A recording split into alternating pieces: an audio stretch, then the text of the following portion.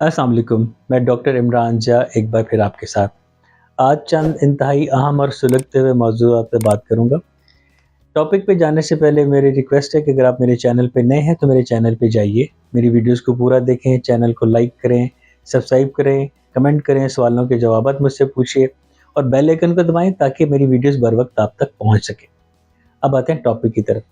आजकल आपने सुना होगा कि बहुत मशहूर हुआ है HPV, human papilloma virus vaccine आई है और उस पे एतराज़ात उठाए जा रहे हैं मुआशरे के मखसूस तबके की तरफ से।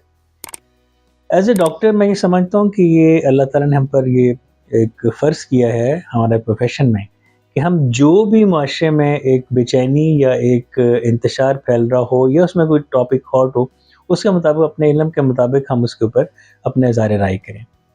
ह्यूमन पेपिलोमा वायरस की जो वैक्सीन है ये चूँकि डायरेक्ट मेरा फील्ड नहीं है तो मैंने इसमें अपने मेडिकल डॉक्टर दोस्तों से मशवरा भी किया और ख़ुद भी रिसर्च की। ये इस हद तक है कि इसमें कुछ मुंह के कैंसर भी इन्वॉल्व होते हैं, ओरोफेरेंजियल कैंसर, ये गले की इब्तदाई हिस्से का, ये गले के पिछले हिस्से का, ज़ुबान के नीचे टॉन्सिल्स और मुंह के दूसरे सॉफ्ट टिश्यू तक भी ये कैंसर फैल सकता है।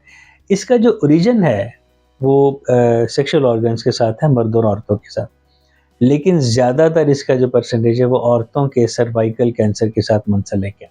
हमारे यहाँ एक बदकिस्मती से रवायत है कि जब भी कोई फलाह के लिए कोई चीज़ सामने लाई जाती तो उस पे एक महदूद और मखसूस तबका तनकीद शुरू करके उसके ऊपर मिथ और मिसकंसेप्शन फैलाना शुरू कर देता है।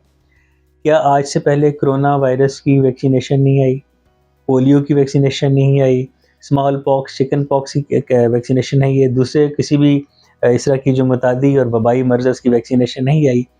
हमने देखा कि जिस मर्ज़ की वैक्सीनेशन लाई गई उस मर्ज़ की ग्रोथ में कमी आई।